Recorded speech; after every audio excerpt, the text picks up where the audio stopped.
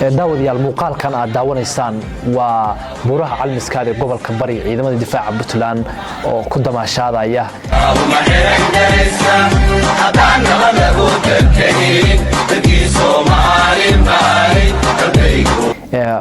buurahan maalmo ka hor qof shacaba iska daaciidana ma uusan dhexmari karin maantana ciidamada si xorriyada ah bay ku dhexmarayaan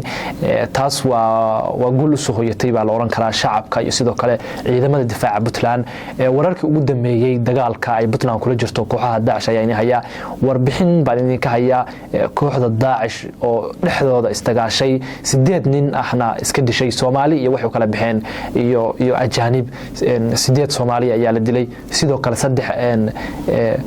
Soomaaliya ayaa xiran oo xilal sarsare ka hayay kooxda Daesh warbixinadaas oo dhan ayaa idin haya marka hore waa ku soo dhaweynaya hadii ay YouTube-ka ku cusub tahay subscribe dheh muuqaalkan like noo saar sidoo kalena gambaleelka furasi ay ku soo gaaraanin muuqaalada maalinlaha ay halkan ku soo gudbino hadii aan ku bilaabo kooxda Daesh ayaa xalay waxa dhex maray dagaal u dhaxeeya Soomaalida iyo sidoo kale ajaanibta ka wada tirsan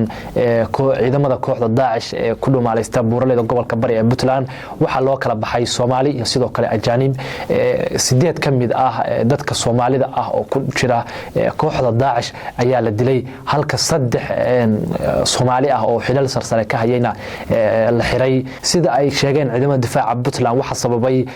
in kooxdu ay dhexdooda isqabsato waxa lagu sheegay in ay tahay guul darooyinkii ka soo gaaray dagaalka ay Puntland kula jiraan sidoo kale waxa la isku qabsaday maamulka dagaalka iyo sidoo kale sida loo wajihi lahaa ciidamada difaaca Puntland taasna waxay dhalisay ayaa la yiri in dagaal Soomaali iyo sidoo kale ajaanib loo kala baxay ay iskugu halkaas uga dhaxdhaco sidaasna khasaare ku soo gaaro aan dhahay Soomaalida dhanka kale waxa la sheegayaa in dhaawacyo ay soo gaareen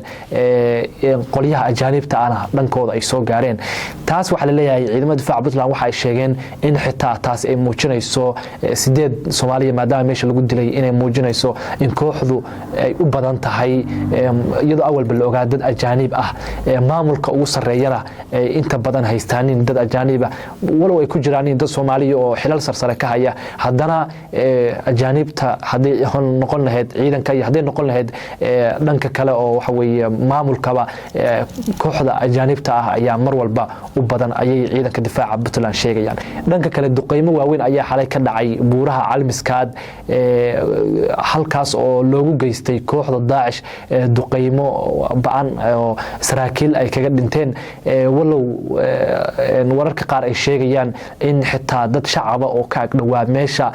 ama dad reer guuraaya oo degnaa aaga ay kooxda Daesh ku dhumaaleysato ay waxyeelo soo gaarsiiyeen dagaalkaas xalay ama anaha duqeymaha xalay loo geystay kooxda Daesh waxa waxyeelo ka soo gaartay dad reer miyi ah oo ka agdhawaa deegaanka ay kooxda Daesh ku dhumaaleysanayso ee buuraleyda calmiskaad dagaalkan cirka ah oo xalay lagu qaaday kooxda Daesh waxa wararku qaar sheegayaan in Mareykanka uu fuliyay wararka qaarna waxay sheegayaan in dawlado kale oo awal ka taageeri jiray dagaalka Puntland dhanka cirka ah aan dhahay ay fuliyeen waxa la sheegay in xubno sarsare oo ilaa 3 gaaraya ee halkaas dhaawacyo iyo sidoo kale dhimashaba ay ka soo gaartay sida ay sheegayaan ciidamada difaaca Puntland weerarada ay ciidamada difaaca Puntland ku hayaan ayaa marka dambaysa si xoogaysanaya qariiradaha ay ciidamada difaaca Puntland soo sawireen waxa ay muujinayaan in meel yar oo kooban ay kooxda Daesh kaga hadhay buuraleyda calmiskaad ee gobolka bari sidoo kale waxa howlgallo waaweyn ka socdaan magaalooyinka waaweyn ee Puntland sida Boosaaso Qardho Garowe dhahar iyo magaalooyin kale oo badan waxa ka socda howlgallo ka dhan ah dadka ajaanibta ah kuwaas oo ilaa dad 300 oo qof gaaraya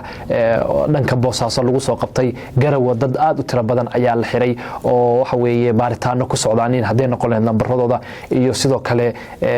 iyo naftoodaba la baarayo waxa ay ka shaqeeyaan iyo Puntland sababta u yimaadeen iyo waxyaabahaas oo dhan ayaa ka socda arintan ayaa waxa keentay kadib markii nin kasoo jeeda arintan ayaa keentay kadib markii ay ciidamada difaaca Puntland Boosaaso ku dileen nin ajaanib ah oo qarax ku aasayay bartamaha magaalada Boosaaso markii la sii baaray ninkiina la ogaaday inuu ka tirsan yahay kooxda Daacish gurigiisa qaraxyo laga soo helay dad la shaqeynay iyagana qaraxyo lagu qabtay taas ayaa keentay aan dhahe in ciidamada difaaca Puntland ay aad u beegsadaan dadka ajaanibta ah Puntland waxay soo saartay in go'aan waxay soo saartay in 3 maalmood ay isku soo diiwaangeliyaan dadka ajaanibta ah ee ku dhaqan